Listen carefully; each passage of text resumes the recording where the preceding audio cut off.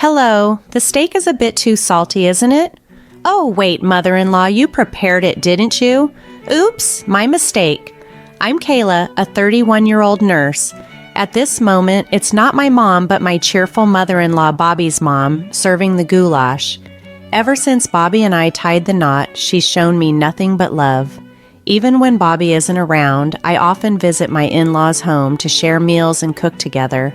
My relationship with my parents isn't the best, making the bond I share with my mother-in-law even more special to me. She's an incredibly warm and lively person who raised Bobby and his brother on her own after a divorce during Bobby's childhood. I was initially apprehensive about meeting her because a friend had once warned me that in-laws are enigmas that you'll spend a lifetime trying to understand. However, any fears quickly dissipated the moment we met. I've always wanted a daughter. We've only had rowdy boys in our house. Thanks for marrying Bobby, she once told me, squeezing my hand affectionately. It was then I knew deep down that we would get along well. After we got married, she suggested, let's be like friends and skip the formalities. At first, I was hesitant, but now we can comfortably joke and playfully tease each other. We even pretend to be a stereotypical mother-in-law and daughter-in-law duo, much to the surprise of others who learn of our actual friendly relationship. I still maintain a formal tone during large gatherings or rituals. So, Bobby is working again today? I asked. Yes, he's caught up due to staff shortages, though his job shouldn't normally involve much overtime, she replied. Honestly, I'm happier to see you, Kayla, than Bobby. I always enjoy our cooking time together, she added, making my day. As we chatted, my phone rang. It was Bobby. Hey, Kayla, it's me. Sorry, but I'm stuck at work and can't make it over tonight, he explained. This wasn't the first time. Again? Your mom's been waiting, preparing dinner for you, I responded. I know, but work is hectic and she enjoys your company more than mine anyway. Please look after her for me, he said before ending the call abruptly. And so the pattern continues, leaving my mother-in-law and me to spend another evening together. Oh, I exclaimed in surprise. He just ignores his family just like my ex-husband used to, I lamented. Just as we were discussing this, a voice interrupted us. Could you keep it down? I can hear you outside. The voice belonged to Bobby's younger brother, Russell, who we'll refer to simply as Russell. Russell, still unmarried, lives with his mother in their family home. Oh, sorry. Welcome home, Russell, I greeted him. But as usual, he just nodded and headed straight to his room. He's always been the reserved type. My mother-in-law often expressed her concern about whether Russell had found someone special yet. Although Russell and Bobby look alike, their personalities couldn't be more different. Bobby is outgoing, whereas Russell is more introverted. Their relationship as brothers is neutral. Not particularly close, but certainly not distant. I've heard plenty of stories about the difficulties others face with their in-laws, but I've been fortunate to have a harmonious relationship with mine. There were occasional concerns, of course, but overall, I was living a contented life. Little did I know I was about to be swept into an unexpected situation. It happened on a scorchingly hot day, the hottest of the year, the kind of day when we typically see a surge in heat stroke cases at the hospital. That day, a patient was rushed in, and to my shock, it was my mother-in-law. Russell had found her unconscious in the yard. Gardening is more than a hobby for her. It's her passion. The yard is always blooming with a variety of plants that change seasonally. On pleasant days, she loves to spend time in the garden, sometimes enjoying a cup of tea. Unfortunately, it seemed she had collapsed from heat exhaustion while deeply engrossed in her gardening. Russell, who looked deeply concerned, pleaded with me, "Please help my mom." Seeing the worry etched on Russell's face made me realize how deeply he cared for her. I reassured him, "Don't worry, everything is going to be all right. Have you told Bobby about this?" Russell shook his head. I tried calling him several times, but he never answered. Is Bobby working today? He should be off today. When I left for work this morning, he was still asleep, I replied. No, he's off today. He might still be sleeping. I'll contact him, I said, then asked Russell, could you handle the hospital admission procedures for your mom? Of course, thank you so much, Russell replied gratefully. Fortunately, it turned out that my mother-in-law had only suffered mild dehydration. After receiving intravenous fluids, she regained consciousness and was even able to chat. Despite insisting she was fine, she was hospitalized for a few days for further tests and observation. I must have overexerted myself because I suddenly felt weak and collapsed. I'm sorry for causing you worry, Russell. I apologized as I regained some strength. Russell, ever the stoic, brushed it off with a simple, not a big deal, maintaining his usual cool composure. Realizing I hadn't yet contacted Bobby, I dialed his number several times but received no response until finally a groggy voice answered. Hello? Bobby, you finally picked up. How long do you plan on sleeping? I asked, trying to hide my irritation. His response came lazily. Actually, I've been up for a while. I haven't seen Mom recently and thought I should do something nice, so I took her to a gourmet bistro. His words sounded suspicious, and I felt a pang of realization. I see. She must be happy then. Yeah, she seemed really happy. She's so clingy, it's almost troublesome, he said nonchalantly. Just as he was about to end the call, I interjected, Wait, can you put her on the phone? I'd like to speak with her. He hesitated, clearly caught off guard. No, she just went to the bathroom. I'll pass on the message. That's okay, I'll ask her myself next time I see her. Are you coming home early today? I probed. Sorry, but I have to work after this. Russell tried calling me earlier too, but I figured it wasn't anything urgent, so I just ignored it. He laughed before abruptly hanging up. His dismissive attitude and flimsy excuses made it clear to me. I had suspected it for some time, but now it was evident that Bobby was having an affair, likely lost in a romantic daydream with someone else. Determined not to let him off the hook easily, I began to plan my next steps. On the day I confirmed Bobby's betrayal, I packed my belongings and left our home. I left behind my wedding ring and a note that simply read, "Be ready," on the desk. I rented a hotel room near my workplace and started living there.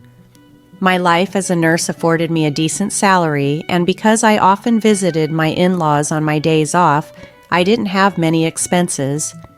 Though I hadn't saved much money since getting married, the idea of my financial resources dwindling was a concern, but one I was prepared to handle. With a few possessions and a strong resolve, I faced the new chapter of my life head-on, ready to confront the challenges ahead. I had resolved to make Bobby account for everything that had been lost. The day after I left our home, he tried to contact me, presumably having returned in the early morning and realizing the gravity of the situation. Despite his multiple calls, I chose to ignore them. When it became clear that I wasn't going to answer, he began to flood my inbox with messages. Initially, his texts were pleading, "Kayla, you must have misunderstood something. I'm worried. Please come home, it was my fault." However, as time passed, his tone shifted dramatically, becoming more demanding. "Hey, respond to me. If you want a divorce, go ahead. You're the one who mentioned divorce, so I expect alimony." Then he would swing back to apologize. His erratic messages made me question his emotional stability. Seeing him become increasingly desperate, I knew it was time to confront the situation. The following week, I visited the in-laws to celebrate my mother-in-law's discharge from the hospital after her tests came back clear. "Thank you, Kayla, for organizing this lovely gathering." My mother-in-law expressed her gratitude as we planned to enjoy her favorite cake from the bakery she adored. Her face lit up with joy when I mentioned the cake. During the celebration, she inquired quietly, "So, how are things with that matter?" "All the preparations are complete. I can't wait," I replied with a determined smile. As we were enjoying our dinner, the doorbell rang. The seriousness that washed over my mother-in-law's face when she saw who was on the intercom told me everything I needed to know. "Come in," she said coldly, and the front door opened to reveal Bobby, whom I had insisted must come as we needed to talk. I had already shared everything with my mother-in-law about Bobby's infidelity, and she was understandably furious. However, she repeatedly apologized for her son's actions, which made me feel guilty. "Kayla, why didn't you contact me? I've been so worried," Bobby began, trying to cut through the tension. "It's fine, cut the drama," I interrupted.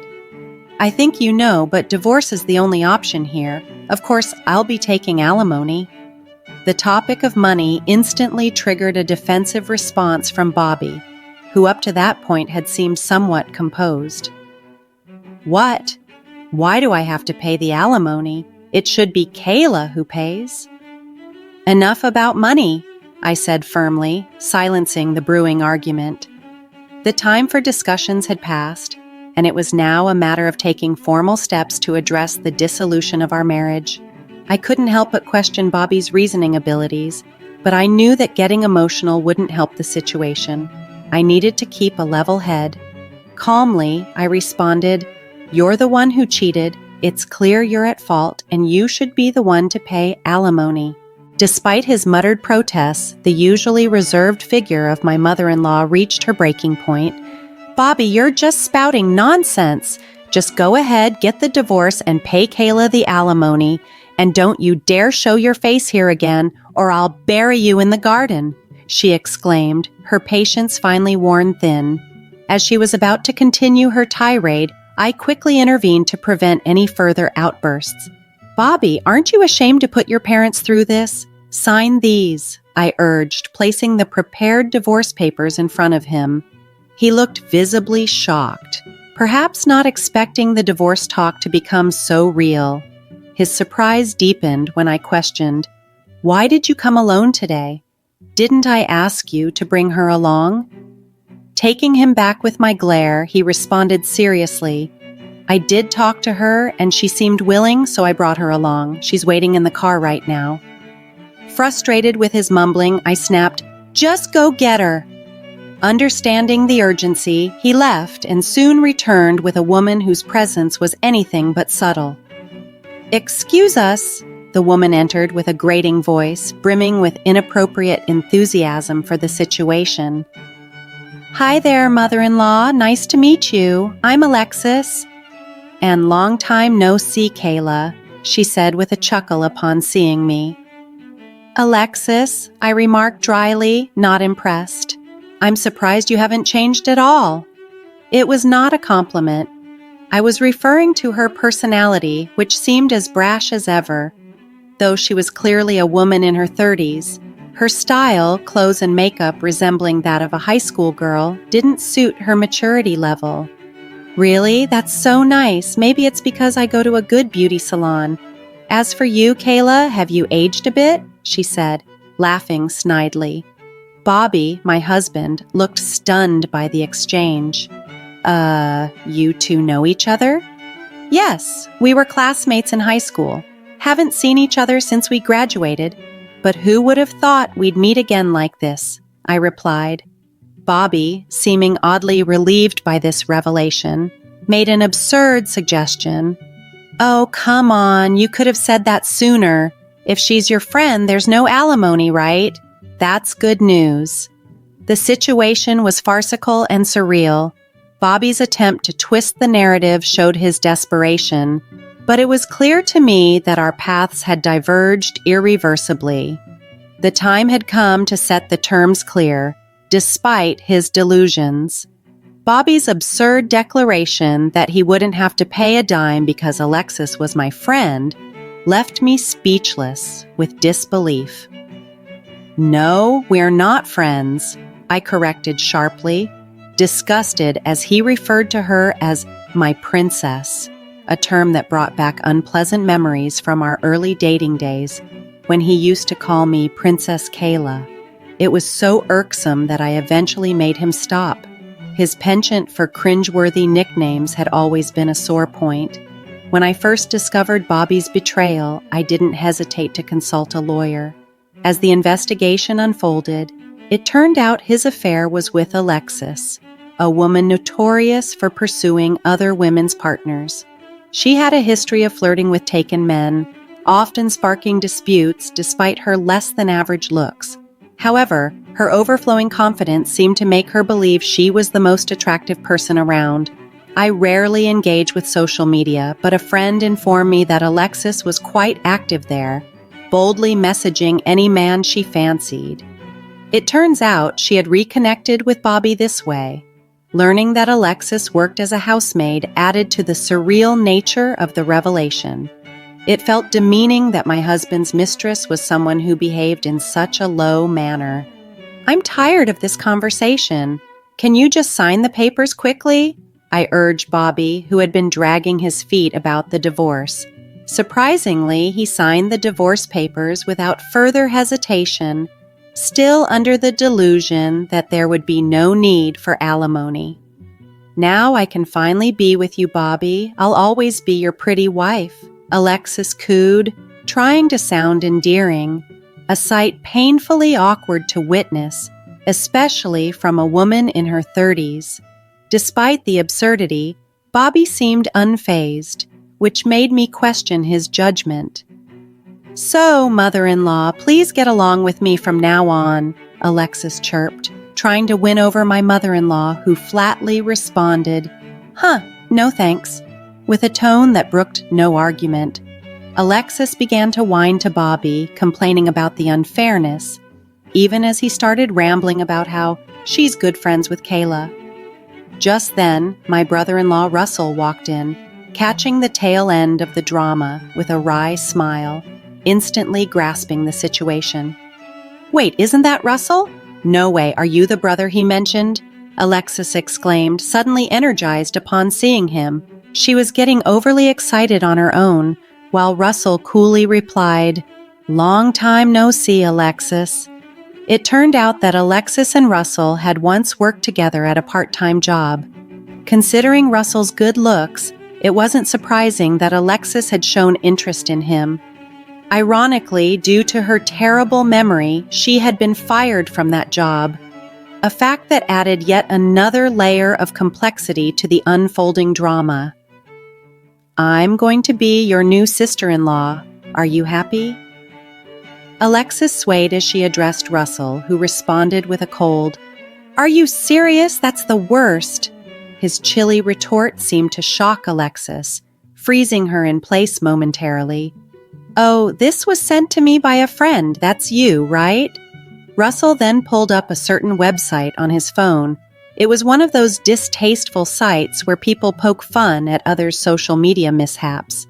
Alexis was frequently the butt of jokes there, with comments like, "Alexis is exhausting today too," and "At this point, it's just a joke."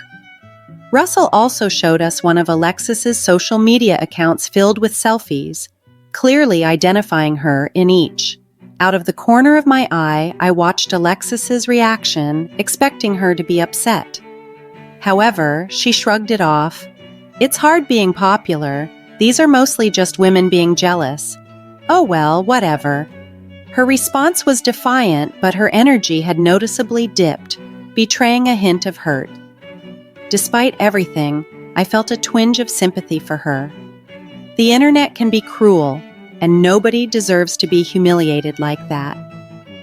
"Well, it doesn't matter. From now on, Bobby and I are going to live a glamorous life," she declared with forced enthusiasm. Hearing those words, I couldn't help but burst into laughter. A glamorous life? Really? Could you stop acting tough because your husband got taken? It must be tough to at least act like you snagged a doctor, huh? At Alexis's words, we all burst into laughter. "Wait, when did Bobby become a doctor?" "Congratulations," I mocked, laughter overtaking me. My husband had posted a photo of the hospital where I work on social media with the caption, "Another hard-working day." He used to pick me up after my shifts, and Alexis had misconstrued it to mean that Bobby worked there as a doctor. The simplistic equation of hospital equals doctor was hilariously naive.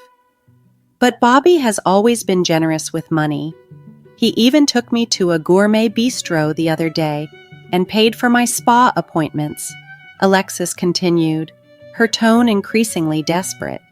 I didn't think my husband had much money, I mused, puzzled by her claims. When I confronted him about the source of his generosity, Bobby dropped a bombshell. I used Kayla's credit card. Using someone else's credit card is, of course, illegal, even if we're family. But my main card was still in my wallet. I had used it to pay for a hotel just the other day. So, whose card did he use? As I pondered this, Bobby quickly tried to smooth things over. Well, what's done is done. Besides, we're still married. Look, this is a family card. It's your card. He must have forgotten, but we had gotten that family credit card when we were married as part of a campaign to earn more points. His clumsy attempt to explain away the misuse was just another layer in the unfolding drama. I always had my own credit card, so I never needed to use our joint account. The payment this time must have been from his own funds, I thought to myself. You still have your severance pay from your previous job, right? You'll figure it out, I said with a faint smile. The color drained from Bobby's face. He had once held a respectable position at a well-known company where his hard work was appreciated, and he had even been promoted to team leader. However, a few years into our marriage, he abruptly resigned, claiming I was the reason. As a nurse, I often worked night shifts, and sometimes my income exceeded his, which bruised his ego. He began making remarks like, "If Kayla's earning well, I don't need to work, right?" I never took issue with his choice. I appreciated his help with household chores, which did make a difference. Yet the financial burden of being the sole earner was heavy. Almost all of my salary went towards our living expenses, leaving me with no savings. Bobby always found excuses to avoid visiting my in-laws, likely fearing my mother-in-law's comments on his unemployment. I had naively hoped he would eventually seek stable employment again.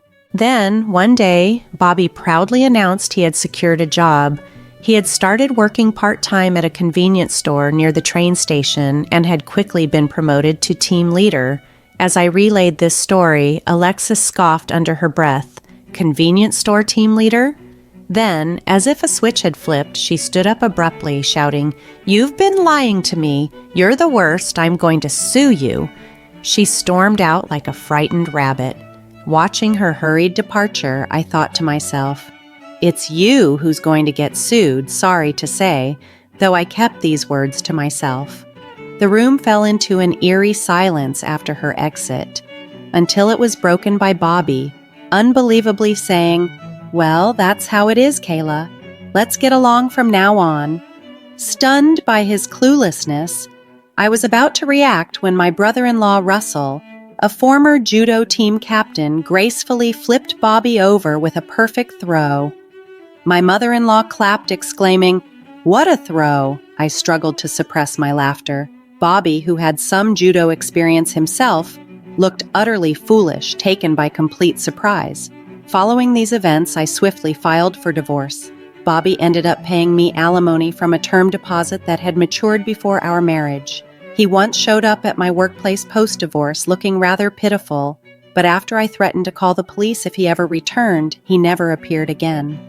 Considering pursuing legal action against Alexis crossed my mind, but ultimately I decided against it. The thought of entangling myself further with her was unappealing. I felt certain that her actions would eventually lead to her facing difficulties. During a consultation with my lawyer, I learned more unsettling news about Alexis. "The woman your husband was involved with has been a problem for several others as well," my lawyer informed me. It turned out Alexis had entangled herself with many people, not just my husband, and her actions had affected over 10 victims. These included individuals whose marriages she had disrupted and others who had lent her money only to see her disappear. It was clear that she was bound to face consequences for her behavior. A few days later, a high school friend sent me a viral video that had been circulating on social media. It showed a group of angry victims gathered in front of Alexis's house, loudly demanding, "Give back our money, we'll never forgive you." The situation escalated to the point where the police had to intervene. Amidst the chaos, Alexis was seen yelling from her window, "I did nothing wrong." To my surprise, Bobby, my ex-husband, was among the crowd of victims. Seeing him there, I felt a deep sense of relief that I had made the right decision to divorce such a misguided man. Despite the divorce, I maintained a friendship with my former mother-in-law. We occasionally met for meals, continuing our relationship as friends rather than relatives. It was a comforting reminder that not all ties had to be severed because of the divorce. Sometime later, my former brother-in-law Russell shared some happy news with me. "I'm getting married," he announced, introducing me to his charming girlfriend whom he had been dating since high school. Russell had moved on to a reputable company and had kindly invited me to his wedding. Reflecting on Russell's responsible and earnest nature, it was hard to believe he was related to Bobby. I felt confident that Russell would build a strong and loving family. With these thoughts, I was inspired to continue my work with renewed vigor. As a proud nurse, I was determined to keep giving my best, uplifted by the positive connections I still had, and the strength I drew from my resilience.